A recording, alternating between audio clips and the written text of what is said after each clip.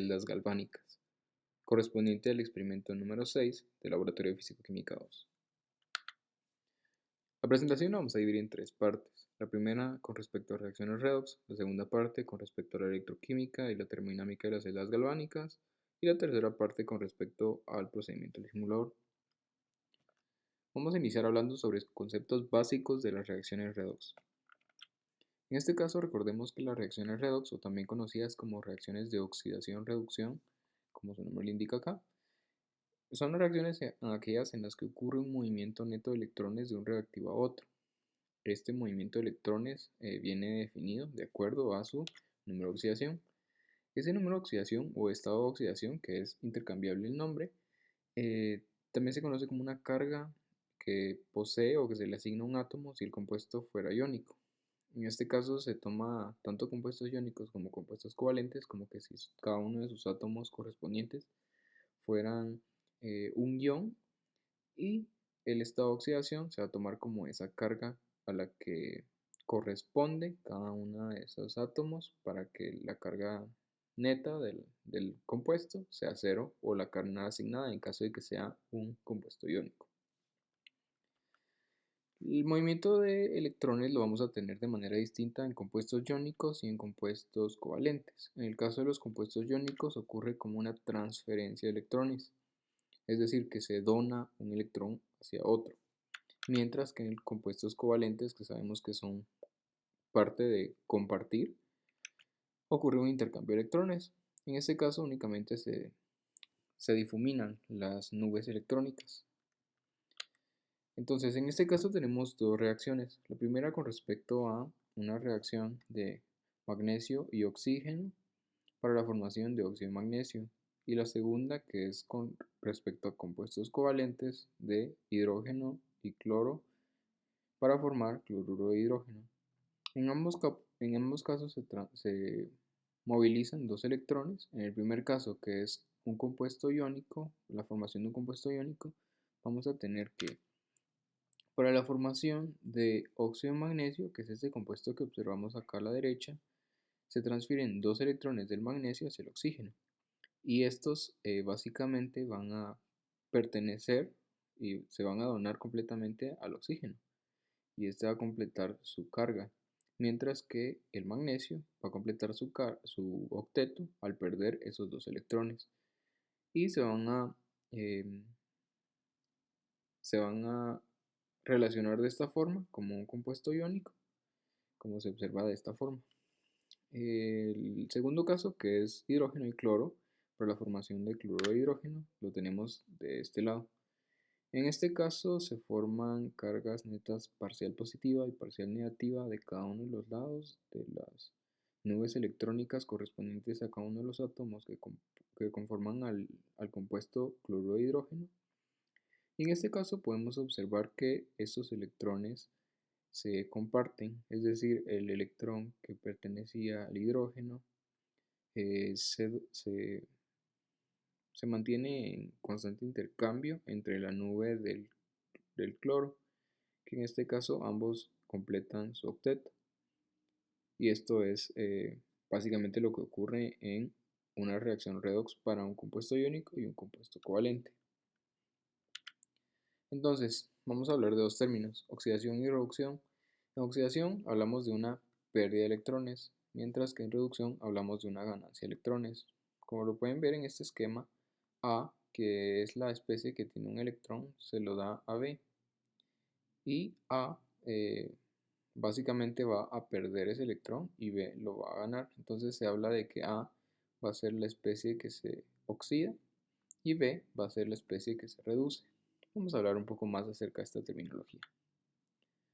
Entonces, respecto a la terminología, hablamos de oxidación, que es la pérdida de electrones, mientras que la reducción es la ganancia de electrones.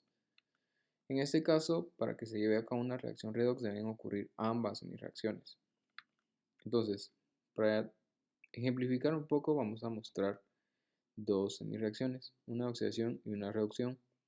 Vamos a tomar el ejemplo anterior de la formación del óxido de magnesio. En este caso identificamos que el magnesio se oxida perdiendo dos electrones, que son los que le donaba el oxígeno, y entonces por lo tanto el oxígeno es el que se reduce y corresponde a la semirreacción de reducción. En este caso el oxígeno gana electrones y esta es la forma en la que se representa la reacción, cada una de las semirreacciones más bien.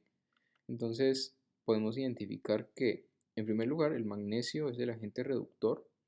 ¿Por qué el agente reductor? Porque es el que reduce al oxígeno. Digamos, el término de corresponderle que sea un agente se refiere a la acción que produce, a la acción que lleva a cabo. Entonces, si él es un agente reductor, significa que reduce al oxígeno, o sea, hace que el oxígeno gane electrones y para que él gane electrones se oxida. Entonces, de manera inversa, obtenemos que el oxígeno es el agente oxidante, porque en este caso la acción que produce en la reacción es que oxida el magnesio, o sea, hace que pierda electrones. Mientras que también pues él se reduce, que es como eh, causa y efecto de cada una de las acciones de tanto el agente reductor y el agente oxidante. También podemos profundizar un poco más acerca de estos temas revisando el balanceo de reacciones redox. Hay dos métodos, el método del estado de oxidación y el método de ion-electrón. Lo pueden revisar en sus libros de química y básicamente apuntes de su química general, los cuales pueden profundizar más acerca de estos temas. Vamos a mostrar un ejemplo. En este caso tenemos una reacción de aluminio en estado sólido con ácido clorhídrico. Y en este caso el aluminio forma sulfato de aluminio y se genera hidrógeno. Entonces, vamos a escribir la reacción iónica neta, que es básicamente de desprender cada uno de los iones que forman parte de cada uno de los compuestos iónicos. Entonces, en este caso lo tenemos de esta manera. Tenemos el aluminio, los 6 hidrógenos, 3 por 2 son 6, y los 3 sulfatos. También tenemos de este lado 2 aluminios con esta oxidación 3 y 3 sulfatos. Y también tenemos 3 hidrógenos, que estos como son compuestos, este es un compuesto covalente y este es un sólido puro, pues básicamente no se van a desprender según sus iones. Vamos a eliminar estas dos especies que se encuentran de ambos lados de la reacción y vamos a obtener una ecuación iónica neta a partir de eso y vamos a identificar también sus estados de oxidación. En este caso habíamos observado que el aluminio tenía un estado de oxidación 0, el hidrógeno tenía un estado de oxidación más 1, el aluminio tenía uno de más 3 y el hidrógeno tenía uno de 0. Entonces vamos a dividir cada una de las semireacciones de acuerdo a si es oxidación o si es reducción. Vamos a indicar primero la oxidación. La oxidación sabemos que el aluminio pasa de estado de oxidación 0 hacia estado de oxidación más 3. Entonces esa semireacción va a ser la de oxidación. ¿Cuántos electrones son los que pierde? Cada aluminio pierde 3 electrones, pero como tenemos 2 aluminios van a perderse 6 electrones. Por otro lado tenemos la semireacción de reducción. En este caso tenemos que cada hidrógeno va a ganar un electrón para pasar de más 1 a 0. Y como tenemos 6 hidrógenos, van a ganarse 6 electrones. Y se forman en este caso 3 moléculas de hidrógeno molecular. Entonces vamos a identificar 3 cositas: el agente reductor, el agente oxidante y el número de electrones transferidos. En este caso es más sencillo porque ya hemos separado cada una de las reacciones. En el agente reductor sabemos que va a ser el que acciona sobre el otro, es el que reduce al otro. En este caso podemos identificarlo básicamente de la semireacción de oxidación. El aluminio es el que provocó una ganancia de electrones sobre el hidrógeno y él se oxidó. Entonces el agente reductor va a ser el aluminio, mientras que el agente oxidante va a ser el hidrógeno, que en este caso era el contrario al que se encuentra el aluminio. En este caso el hidrógeno va a oxidar al aluminio, hará que el aluminio pierda esos 3 electrones y este hidrógeno se va a reducir. Entonces va a ser el agente oxidante. Y el número de electrones transferidos va a ser el total de electrones que se transfieren de ambas partes. En este caso en mis reacciones tenemos 6 electrones y es bastante sencillo identificarlo. En tal caso no tuviéramos balanceada la reacción, sería de multiplicar y ajustar cada una de las semireacciones para que queden con un factor común del número de electrones transferidos. También tenemos que la especie espectadora va a ser el sulfato. Lo observamos acá arriba, que fue la especie que no participa en la reacción, sin embargo forma parte de cada uno de los compuestos, en este caso de los iones a los que se encuentran en solución. Pueden observar otro ejemplo, este lo pueden hacer a mano y revisar cómo es que se lleva a cabo y cuál es el agente reductor, oxidante y el número de electrones transferidos para el ejemplo de la formación de agua. Entonces, en total vamos a tener 4 reacciones redox. La primera es de combinación, la segunda es de descomposición, la tercera es de desplazamiento y la cuarta es de desproporción. Pueden observar ejemplos más profundos en sus libros de química y de fisicoquímica. Tal vez en el de combinación pueden hacerse la idea de que son las combinaciones para la formación de un compuesto en general. También en este caso se clasifican las reacciones de combustión. En las de descomposición vamos a tener descomposiciones térmicas y descomposiciones electrolíticas. Y en las de desplazamiento es donde se intercambian electrones, que son las más comunes para este tipo de reacciones redox, ya sea simple o de doble desplazamiento. Entonces vamos a observar rápidamente acerca de la transferencia electrónica antes de pasar a lo de celdas galvánicas. Generalmente sabemos que una reacción redox pues ocurre un movimiento de electrones, pero a nivel molecular, ¿cómo es que ocurre ese movimiento de electrones? En este caso, en el caso en general de una reacción redox, un electrón se transfiere desde el orbital más alto ocupado, que se llama HOMO, de la especie reductora, hasta el orbital más bajo sin ocupar, que es el HUMO de la especie oxidante. Entonces vamos a pasar que el electrón que se dona o que se transfiere de la especie reductora se va a ir hacia la especie oxidante. Aquí recordando un poco la terminología. Entonces, así es como va a ocurrir. Tenemos la capa de valencia. Se recuerdan que cada uno de los átomos que poseen cierto número de oxidación van a tener cierta cantidad de electrones en su capa de valencia. Entonces, en este caso vamos a tener la capa de valencia de la especie reductora, que en este caso va a tener cierta cantidad de electrones y se va a ocurrir una transferencia de electrones hacia el HUMO, que es el orbital molecular más bajo sin ocupar de la especie oxidante. Entonces, en el LUMO, en el LOMO va a ocurrir esa transferencia hacia el LUMO entre especies. Esto pues lo podemos observar también con las reacciones que se catalizan a través de la luz. Este ejemplo en general es para un caso de la luz, básicamente, pero lo podemos aplicar el mismo análisis para una reacción redox, en el que vamos a tener que un electrón de la capa de valencia, por ejemplo el del sodio, se va a donar al del cloruro para que ambos completen su octeto. Y en este caso se va a llevar a cabo esa transferencia electrónica. Entonces, las energías de HOMO y LUMO se relacionan directamente con el potencial de ionización y la afinidad electrónica, que básicamente va a ser esa diferencia o va a ser la fuerza impulsora que nos va a permitir la transferencia de un electrón hacia el otro, que es básicamente con respecto a espacios electrónicos, si lo queremos ver así, con el que hace que una reacción redox se active. Entonces, vamos a tener ejemplo más sencillo, que es la reacción de sodio y cloro.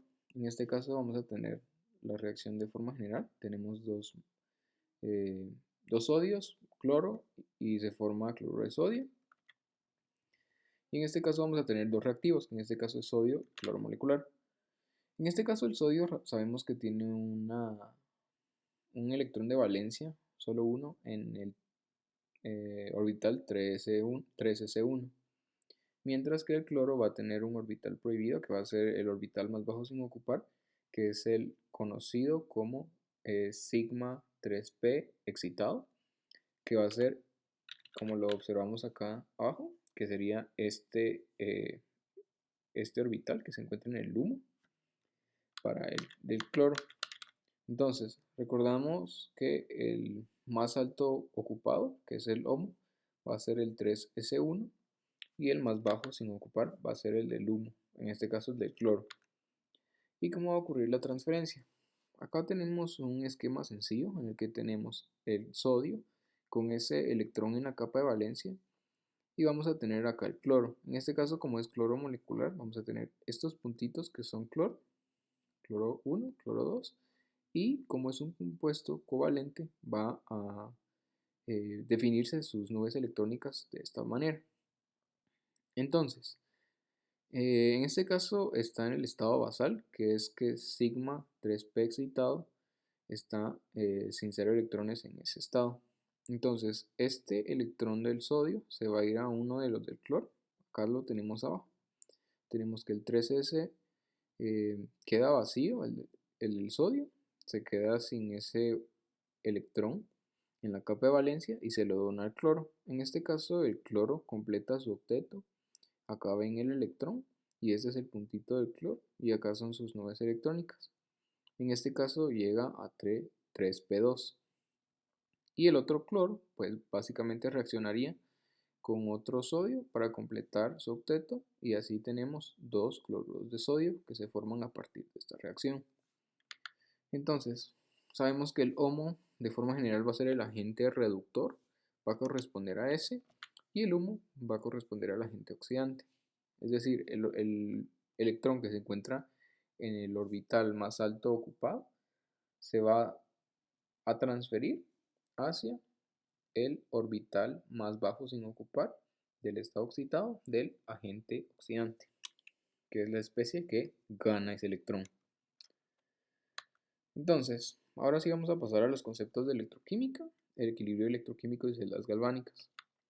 Recordando un poco la terminología, tenemos acá un ejemplo para el zinc con hidrógeno. En este caso se forma zinc 2 más y se forma gas de hidrógeno.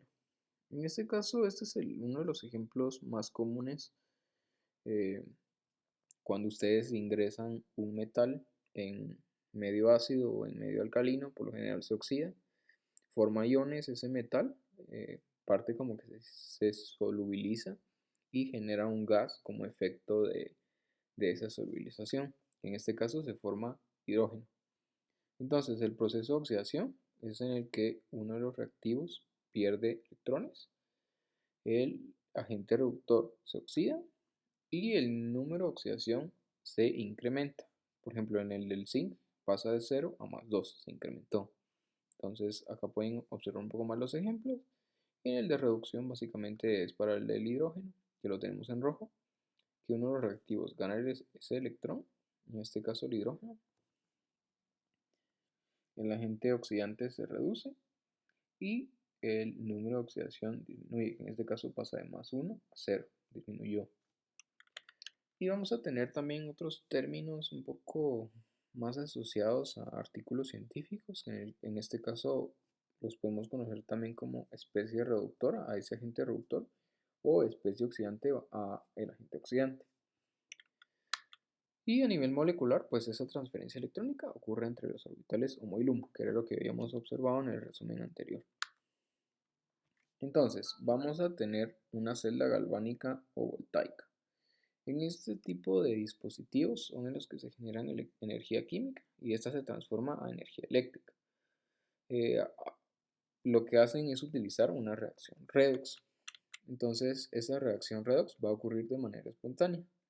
Van a existir otras celdas que se llaman celdas electrolíticas, las vamos a ver casi al final, que son donde pues esa transferencia electrónica no ocurre de forma espontánea.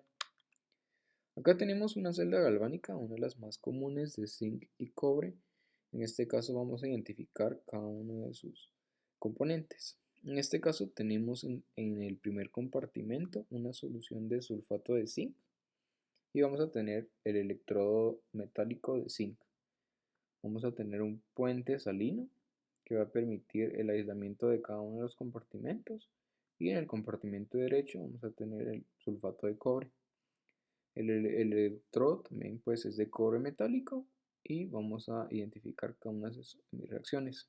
En este caso, el ánodo se va a denominar al compartimento de una celda galvánica en el cual ocurre la oxidación, es decir, que se pierde el electrón. Ese electrón se pierde y se va hacia el cátodo.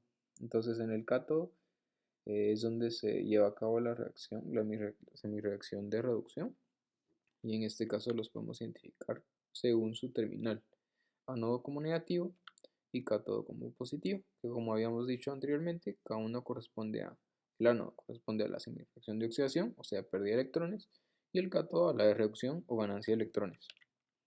Y vamos a tener este puente salino que ya lo había mencionado, que es una solución de electrolito. Básicamente puede ser nitrato de amonio o cloruro de potasio mezclada con agar, que el agar es un polisacárido que se solidifica y permite el estancamiento de esos iones a partir de este tubo en U. La transferencia electrónica que observan acá va a ocurrir a través de un cable conductor. No puede ocurrir solo si tienen los dos electrodos acá sin nada conectado. Necesitan conectar por fuerza ambos electrodos para que ocurra esa transferencia y se lleve a cabo esa generación de energía. Entonces, para cada una de estas generaciones de energía de la celda voltaica o celda galvánica, vamos a tener un potencial de celda.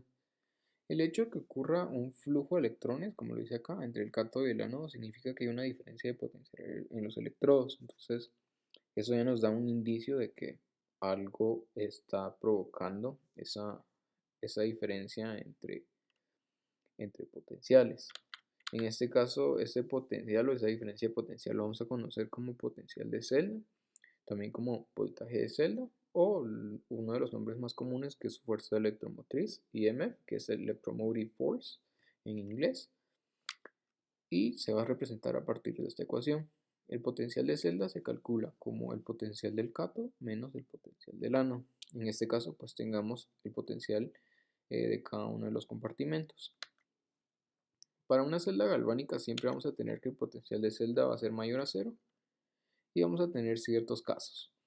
Mientras más positivo, más trabajo eléctrico proporciona y la reacción redox procede más hacia la derecha, o sea, hacia los productos. Significa que mientras más grande sea el potencial de celda, más hacia la derecha se va a desplazar la reacción.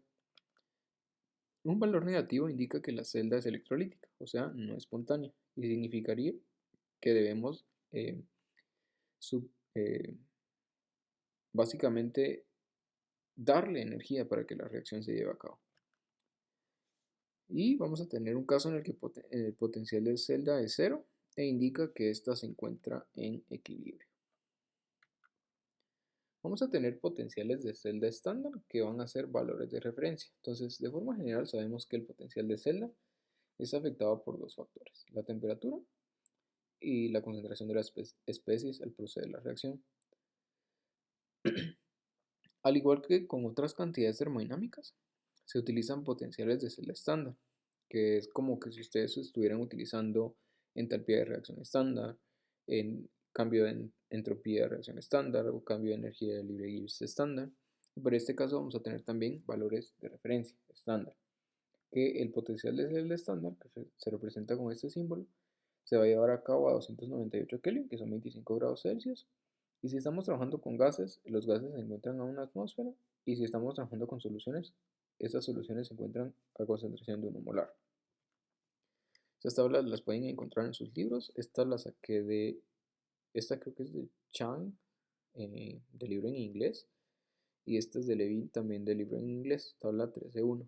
Ahí pueden revisar los potenciales de celda y estos están comparados con respecto a un potencial.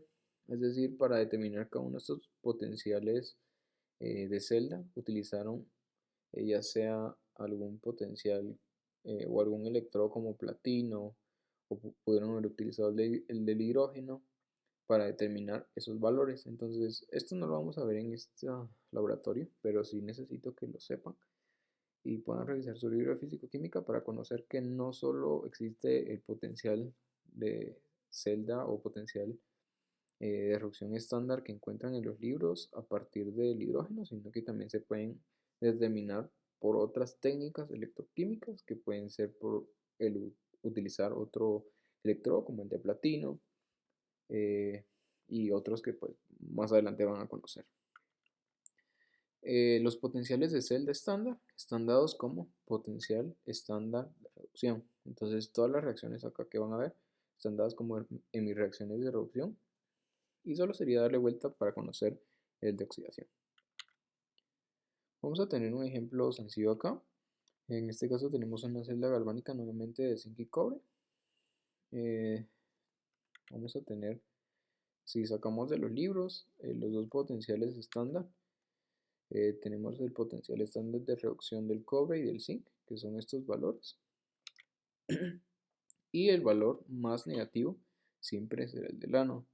Entonces, en el ánodo, que es en el que se lleva la oxidación de oxidación, donde se pierde electrones, va a ser el que tenga el valor más negativo, que se va a hacer en este caso el zinc, ya como lo pueden identificar acá. Negativo, positivo, en este caso el ánodo y el cátodo, y el zinc se identifica con terminal negativo porque ese es el que va a perder electrones porque tiene un potencial estándar de reducción más negativo. Se lleva a cabo la transferencia hacia el cobre, y en este caso vamos a identificar sus dos semireacciones. La primera es que si tenemos zinc, el zinc tiene la capacidad de ganar o perder dos electrones. En este caso, como es el del terminal negativo, es decir, el del ánodo o el de oxidación, se va a oxidar y va a perder dos electrones, mientras que el cobre va a ganar dos electrones. Solo acá hay un pequeño error porque acá era cobre. Al balancear la ecuación queda de esta manera: zinc y cobre, y se forma zinc más 2 y cobre en estado sólido. En este caso el potencial de celda va a ser el potencial estándar del cátodo menos el del ánodo, que son estos dos valores que obtuvimos, y sabemos que como para una celda galvánica siempre vamos a tener un valor positivo. El más positivo va a ser el del cátodo y el más negativo, como lo coloqué acá en verde, va a ser el del ánodo. Entonces esta expresión nos va a definir que obtuvimos un valor de 1.10 voltios.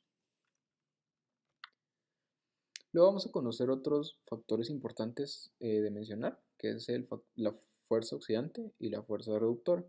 En este caso vamos a tener 4 semireacciones de reducción, en este caso una de zinc, una de cobre, una de hidrógeno y una de aluminio, que son como los encuentran en las tablas. Y si observamos sus valores de potencial estándar de celda en los libros, perdón, potenciales estándar de reducción de los libros, vamos a obtener estos valores. Recordemos, mientras más positivo sea el valor de potencial estándar de reducción, más tendencia para reducir tendrá, porque como habíamos mencionado, estos están dados como un potencial estándar de reducción. Entonces, si el valor es más positivo o más grande, significará que va a tener una mayor tendencia para reducirse. Vamos a clasificarlo rápidamente, en este caso por orden descendente de fuerza oxidante, es decir, del más oxidante al menos oxidante, que lo obtenemos de esta forma. El más oxidante va a ser el del cobre porque tiene un valor más positivo, luego sería el del hidrógeno porque tiene un valor de 0, luego sería el de zinc porque tiene un valor de menos 0.76, que es mucho mayor que el de menos 1.662 del aluminio. Significa que el cobre va a tener una mayor fuerza oxidante y tenderá más a reducirse. O sea, al oxidar, recordemos, al oxidar él se reduce, mientras que el aluminio tendrá la menor tendencia.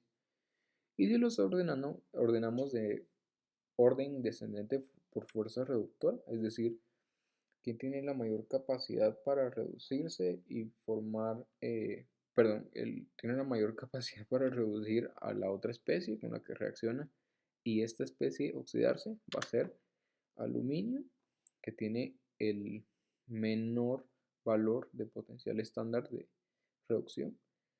Luego le sería el del zinc, luego el del hidrógeno y luego tendríamos el del cobre, así como lo tenemos de esta forma. Significa que el aluminio tendría una mayor fuerza para reducir, mientras que el cobre la menor fuerza para reducir. Estos potenciales o estos ejemplos también los podemos observar en nuestros libros. En este caso tenemos la tabla 21.2 del libro de Silverberg, creo que es Principios de Química General, y observamos la fuerza de agente oxidante y fuerza de agente reductor. En este caso, la fuerza de agente oxidante, como ya hemos observado, se incrementa con el potencial estándar de celda, mientras que la de reducción disminuye y se incrementa hacia abajo, hacia el valor más negativo. Vamos a hablar rápidamente de la ecuación de Nernst, en este caso la definición físico-química. En este caso vamos a definirlo a partir del cambio de energía libre de Gibbs, que para una reacción electroquímica va a representar la energía disponible para realizar trabajo eléctrico, o también conocido como la máxima cantidad de trabajo útil de una celda. Partimos de esta ecuación. El cambio de energía libre de Gibbs va a ser menos el valor negativo del número de electrones transferidos, que es n, por la constante de Faraday, por el potencial de una celda. Y vamos a saber que ese cambio de energía libre de Gibbs es la sumatoria de I del coeficiente estequiométrico, más bien número estequiométrico de I por su potencial químico. Y ese potencial químico viene dado como un potencial de I estándar más RT logaritmo de una actividad para cada una de las especies. Si aplicamos la sumatoria a esa expresión, vamos a obtenerlo de esta manera. La sumatoria de este lado, la sumatoria de este lado para cada especie y la sumatoria de este lado para cada especie. Al aplicar cada una de esas sumatorias, sabemos que esta sumatoria se queda igual, o va a ser básicamente este cambio de energía libre de Gibbs. El potencial estándar básicamente se va a convertir en el potencial estándar de la celda, más RT, logaritmo de el multiplicador de la actividad elevado a su número estequiométrico. En este caso es al intentar ingresar esta sumatoria en el logaritmo de la actividad. Y todo eso es igual a menos el valor de n por f por el valor de la potencial de celda, que es básicamente este valor. Si aplicamos división de menos nf en la expresión, vamos a obtener básicamente este como potencial de celda. Va a ser cambio de energía libre de Gibbs entre menos nf, que es lo que dividimos de ambos lados, menos RT entre NF por el logaritmo del multiplicador de la actividad elevada a su número estequiométrico para cada especie. Y sabemos que Q en este caso va a ser el cociente de reacción para una reacción electroquímica, que va a ser el logaritmo de, aquí sin el logaritmo, solo sería el multiplicador de la actividad elevado a su número estequiométrico para cada uno. Y vamos a tener una expresión final únicamente si sustituimos este Q en esta sección. Esta sería la ecuación de Nernst resuelta a partir de una definición físico-química. Luego tenemos la constante de equilibrio. Este parámetro es muy importante porque se define a partir de estas dos condiciones, que el cambio de energía libre de Gibbs sea 0 y que el potencial de celda sea 0. Por lo tanto, si el potencial de celda es 0, el cociente de reacción va a ser la constante de equilibrio. Entonces, a partir de la ecuación de Nernst que definimos anteriormente, vamos a despejar esa Q y vamos a tomar esta otra expresión que es el cambio de energía libre de Gibbs, que va a ser el estándar más RT logaritmo de Q. Vamos a aplicarlo en ambos lados para ver cómo se sustituye este valor y estas dos condiciones. En la primera condición sabemos que el potencial es 0 y que el potencial estándar menos RT entre NF por el logaritmo de K, que es el valor sustituido, va a ser esta ecuación. De la otra ecuación obtenemos esta otra ecuación, que este valor es 0. Y al sustituir vamos a tener que el potencial estándar de celda va a ser esta ecuación, mientras que el cambio de energía libre de Gibbs estándar va a ser menos RT logaritmo de K. Y para acá vamos a tener una ecuación, que va a ser el exponencial de estos términos sustituidos, y va a ser también con respecto a esta otra ecuación. Muy sencillo. Ahora, básicamente vamos a hablar sobre la espontaneidad rápidamente. Recordemos que cuando el potencial de celda es mayor a 0, el cambio de energía libre de Gibbs de reacción es menor a cero porque la reacción es espontánea. Entonces la reacción procede hacia la derecha. Mientras que si tenemos un potencial de celda negativo y que el cambio de energía libre de Gibbs de reacción sea positivo, significa que la reacción inversa es espontánea o que la reacción directa no es espontánea. Entonces la reacción que se procede es la inversa, hacia acá. Y tenemos la última condición, que es el potencial de celda y el cambio de energía libre de Gibbs de reacción son cero, y en ese caso la reacción está en equilibrio. Ahí les coloqué las condiciones. En la primera, que el cociente de reacción va a ser menor a la K, la constante de equilibrio. La segunda, que la cociente de reacción va a ser mayor a la K. Y la otra, en el que son iguales. En resumen, vamos a tener estos parámetros. Pueden darle pausa al video y analizarlo más detenidamente. Vamos a tener también otro tipo de celdas que son las celdas electrolíticas. En este caso tenemos una comparación entre celda voltaica o galvánica y una celda electrolítica. En una celda electrolítica vamos a tener que la energía es absorbida para llevar a cabo la reacción redox no espontánea. En este caso podemos observar que en este caso los alrededores hacen trabajo sobre el sistema, o sea, se utiliza una fuente de poder para promover o inducir un trabajo eléctrico sobre la celda galvánica, o sea, en este caso es una celda electrolítica, para que en este caso se lleve a cabo la reacción. Observemos también los terminales. En este caso tenemos que el ánodo en una celda galvánica es negativo y en este caso es positivo, que únicamente sería lo que cambia. Se sigue llamando ánodo donde ocurre la oxidación y cátodo donde ocurre la reacción, pero la simbología de cada una de las terminales es distinta. También tenemos las reacciones, hemirreacciones de oxidación y reducción, que básicamente son las mismas, y la reacción total. En este caso, por lo general, cuando se tiene una reacción electrolítica es para la formación de un compuesto a partir de electrolitos que se encuentran en solución, y tal vez posiblemente lo veamos en un simulador más adelante. También es de notar que si es no espontánea, el cambio de energía libre de Gibbs va a ser mayor a cero. Otras funciones termodinámicas. Estas son otras funciones termodinámicas que vamos a utilizar: cambio de entropía y cambio de entalpía de la celda galvánica. Se parte de estas dos ecuaciones. La ecuación de que el cambio de energía libre de Gibbs va a ser igual al cambio de entalpía menos T por el cambio de entropía. Y de que el cambio de energía libre de Gibbs es menos NFE, que es la ecuación que habíamos tenido anteriormente. Tenemos primero la definición para el cambio de entropía. En este caso, si obtenemos esta segunda ecuación, que es cambio de energía libre de Gibbs igual a menos NFE, y la diferenciamos con respecto a un cambio de T, vamos a obtener esta ecuación que observamos acá. Y de esta primera ecuación, si la derivamos con respecto a T, vamos a obtener un menos delta S.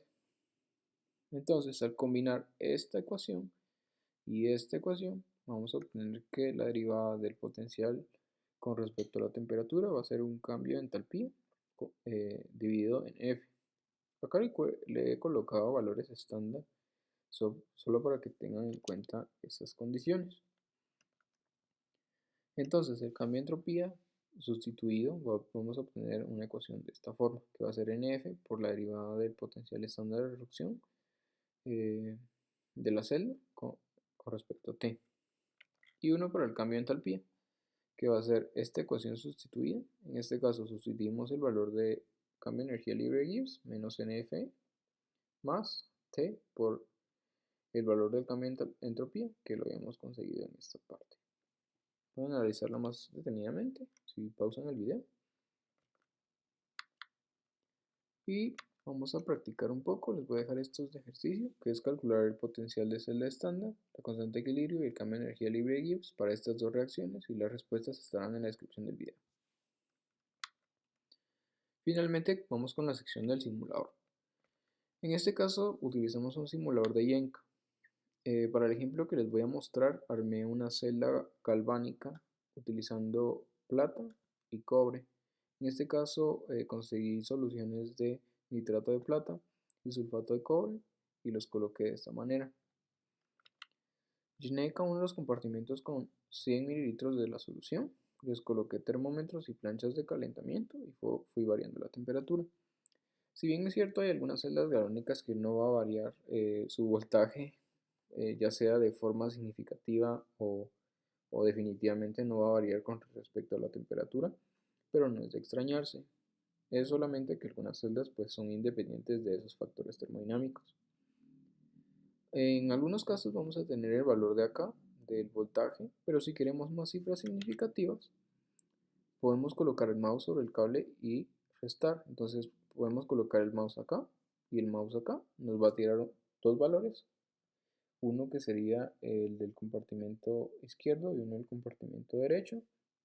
Y obtenemos al obtener esa resta, vamos a definir este mismo potencial, pero con otras tres cifras significativas más que nos van a definir una mejor resolución. Tener en cuenta que al variar la temperatura de las planchas de calentamiento, el cambio en temperatura no es instantáneo, entonces tenemos que esperar un poco. Y en este caso he obtenido datos de FEM, del voltaje de celda, en función de la temperatura. Obtuve de 10 a 50. Y como les digo, acá obtuve en este caso dos valores, dos cifras significativas más de las que me daba el primer valor. Entonces acá pues realizar la resta. Y apliqué una regresión lineal para los datos de la celda de cobre-plata. En este caso apliqué esa regresión lineal utilizando la temperatura absoluta en Kelvin y obtuve este modelo de esta regresión lineal. En este caso obtuve ese comportamiento inversamente proporcional. Y para obtener las otras datos de las funciones termodinámicas apliqué un análisis con las ecuaciones mostradas anteriormente. En primer lugar, obtuve esa ecuación del potencial de celda en función de la temperatura a partir de regresión lineal y obtuve que el cambio de energía libre de Gibbs, que es menos NFE, sustituí este valor de E, que sería la función que obtuve anteriormente. Entonces, vamos a regresar. Obtuve esta ecuación y nos faltaría conocer el número de electrones transferidos. Esto tal vez es lo más complicado de las celdas galvánicas porque hay que balancear las ecuaciones. Entonces, si la celda fue de cobre y zinc, los potenciales estándar de reducción son los siguientes. Tenemos el del cobre, tenemos el de la plata. Acá me confundí, puse zinc en lugar de plata, mil disculpas. Sabemos que el más positivo va a ser ¿cuál? Obviamente el del cátodo, y el más negativo va a ser el del ánodo. Entonces, podemos identificar que este va a ser el que se reduce y este va a ser el que se oxida. A mayor valor de potencial estándar de reducción, mayor tendencia para reducirse tendrá y este para oxidarse. Entonces tenemos que el cobre es el que se oxida y la plata es la que se reduce. En este caso tenemos una disparidad entre los electrones, tenemos 2 acá y 1 acá, entonces lo que hacemos es multiplicar esta segunda ecuación por 2 y el factor común sería 2 electrones entre ambos. Entonces obtenemos una reacción neta de cobre, 2 platas, cobre, 2 más y 2 platas, para que se nos cancelen los electrones. Pueden hacer el análisis un poco más detallado en su cuaderno o en sus apuntes. Y en este caso, tanto sabemos que n es igual a 2 como que la constante de Faraday, que en este caso lo estoy tomando en 96.500 coulomb por mol, vamos a obtener que esta ecuación para el cambio de energía libre de Gibbs de la reacción redox de esa celda galvánica entre cobre y plata es la siguiente. En este caso, los valores ya están sustituidos y pueden observarlos de esta manera. En este caso, los dimensionales serían joule por mol. Luego tendríamos las siguientes funciones termodinámicas. Sabemos que esta es la ecuación para el potencial de celda en función de la temperatura que obtuvimos a partir de regresión lineal en la primera sección. Y esta es la ecuación para el cambio de energía libre de Gibbs. Tiene un pequeño error. Acá no se fue el negativo, entonces tengan cuidado. Acá sería positivo y acá sería negativo.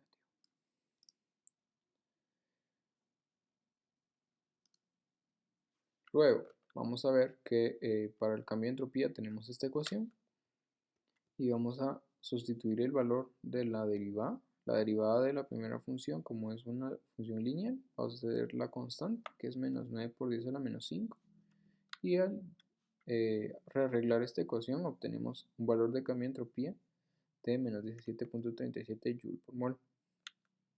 Para el cambio de entalpía tenemos la función de cambio de energía libre de Gibbs y la función de cambio de entropía, que es esta sección, por la temperatura. Entonces, al desarrollar esta ecuación, vamos a obtener estos valores hasta llegar a un valor de cambio de entalpía de menos 88.915.1 Joule por mol. En este caso obtenemos dos resultados aparte de esto. En el primer caso habíamos observado que el cambio de energía libre de Gibbs era negativo, significa que la celda galvánica es espontánea. O también, si lo quieren llamar de otra forma, es una reacción que se lleva a cabo de forma exergónica. Esa sería la otra condición. Mientras que en el cambio de entalpía, como es negativo, significa que es exotérmica. ¿Y qué es exotérmica? Significa que libera energía en forma de calor. Entonces tenemos esas dos condiciones. Y eso sería todo con respecto a esto.